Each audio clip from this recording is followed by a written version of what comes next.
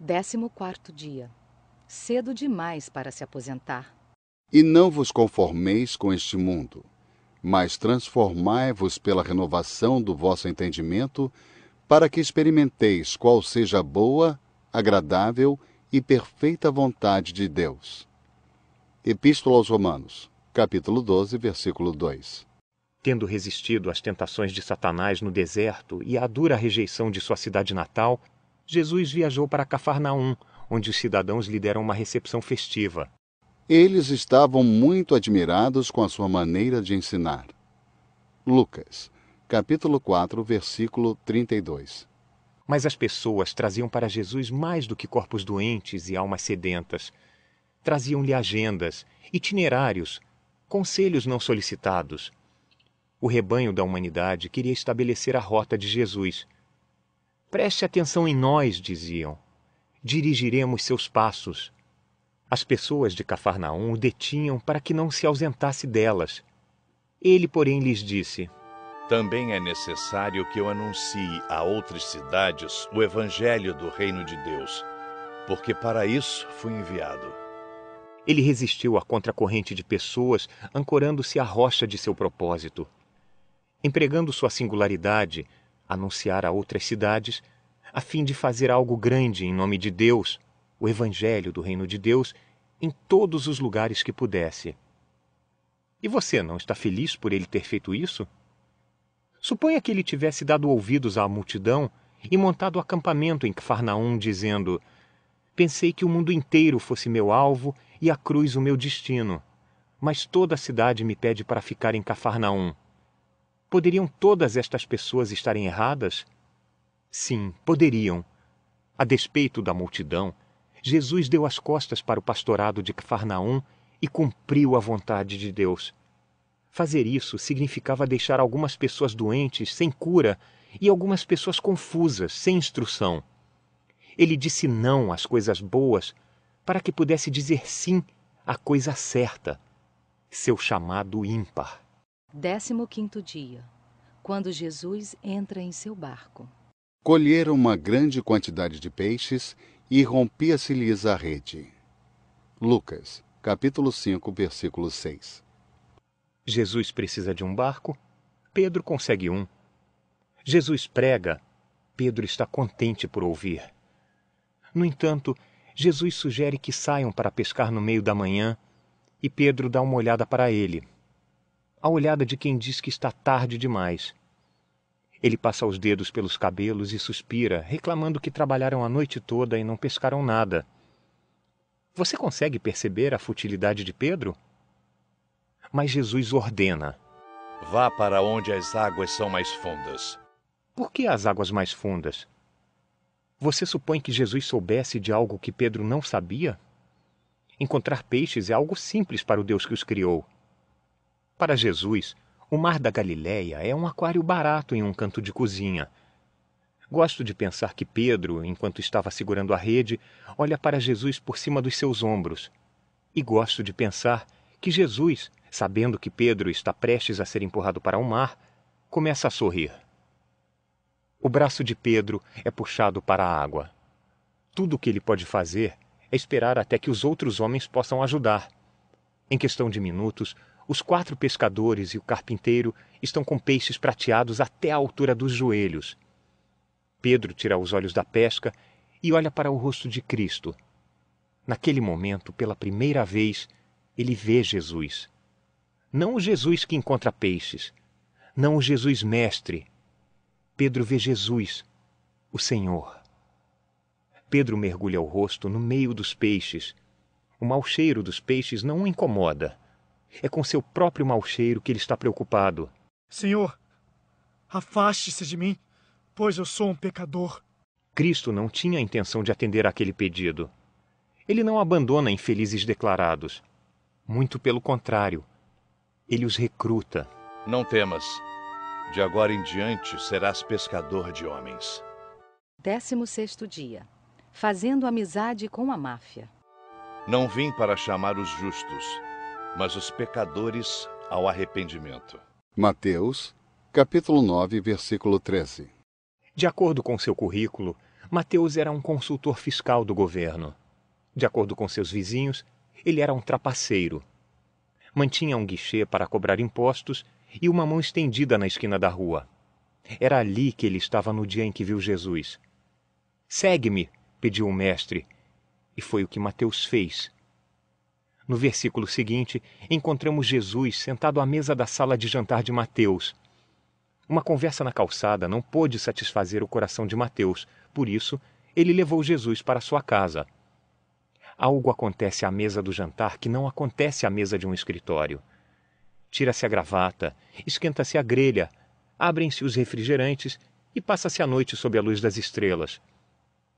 Embora o convite seja impressionante, aceitá-lo é ainda mais. Para Jesus, não importava que Mateus tivesse construído uma casa de vários andares com dinheiro proveniente de extorsões. O que importava era que Mateus queria conhecer Jesus. A proporção entre aqueles que deixaram Jesus passar e aqueles que o buscaram é de milhares para um. Mas a proporção entre aqueles que o buscaram e aqueles que o acharam era de 1 para 1. Todos os que o buscaram o acharam. 17º dia. Permanecendo em sua palavra. Ora, em Jerusalém há, próximo à Porta das Ovelhas, um tanque. Nestes jazia grande multidão de enfermos, cegos, coxos e paralíticos. João, capítulo 5, versículos 2 e 3. Jesus encontra um homem paralítico perto de um grande tanque ao norte do templo de Jerusalém. O tanque tem quase 110 metros de comprimento, 40 metros de largura e 23 metros de profundidade. Uma colunata com 5 entradas dá vista para o volume de água. O tanque é chamado de Betesda. Uma fonte submersa faz o tanque borbulhar de vez em quando. As pessoas acreditam que as bolhas são provocadas pelo mergulho das asas de anjos. Também acreditam que a primeira pessoa que tocar nas águas logo depois do anjo será curada. Imagine um campo de batalha coberto de corpos feridos e veja Betesda. Uma onda sem fim de gemidos. Um campo de necessidades sem rostos. A maioria das pessoas passa pelo tanque ignorando os feridos. Mas Jesus não. Ele está em Jerusalém para participar de uma festa. Está sozinho. Não está ali para ensinar os discípulos ou atrair uma multidão. As pessoas precisam dele. Por isso, ele está ali. Você consegue imaginar a cena? Jesus andando em meio ao sofrimento? As pessoas tinham andado quilômetros para encontrar Deus no templo. Poucos sabem que ele está com os doentes. Poucos sabem que o jovem e forte carpinteiro que examina a paisagem atormentada pela dor é Deus. Antes de curar o paralítico, Jesus lhe pergunta se quer se curar. Senhor, não tenho homem algum que, quando a água é agitada, me coloque no tanque. João, capítulo 5, versículos 6 e 7. O homem está se queixando? Quem sabe? Mas antes de pensarmos muito nisso, ouça o que acontece. Levanta-te, toma tua cama e anda. Logo, aquele homem ficou são, e tomou a sua cama e partiu. João, capítulo 5, versículos 8 e 9. Eu gostaria que fizéssemos isso. Gostaria que aprendêssemos que quando Jesus diz uma coisa, ela acontece. Quando Jesus nos diz para ficarmos em pé, fiquemos em pé. 18º dia. Jesus, o homem-Deus. Que homem é este? Mateus, capítulo 8, versículo 27. A maioria das pessoas fica em silêncio enquanto cortejos fúnebres passam. Bocas fechadas, mãos entrelaçadas, um silêncio reverente. Jesus não. Não naquele dia em Naim. Conforme está escrito em Lucas capítulo 7, ele se aproximou da mãe do menino morto e sussurrou algo no ouvido dela que a fez se virar e olhar para o filho. Ela começou a fazer objeções, mas parou. Fazendo sinal para os que levavam o caixão, Jesus mandou que esperassem. Ele foi até o menino. Com os olhos na altura do corpo, ele falou, não sobre o corpo, como se estivesse fazendo uma oração, mas para ele, como uma ordem, e ordenou que se levantasse. Com o tom de um professor dizendo aos alunos que se sentem, ou a autoridade de uma mãe dizendo aos filhos que saiam da chuva, Jesus ordenou ao menino morto que não continuasse morto. E o menino obedeceu. A pele fria esquentou. Os membros enrijecidos se mexeram. As bochechas brancas coraram. Os homens abriram o caixão e o menino se levantou e olhou para a mãe. Então, Jesus entregou-o à sua mãe.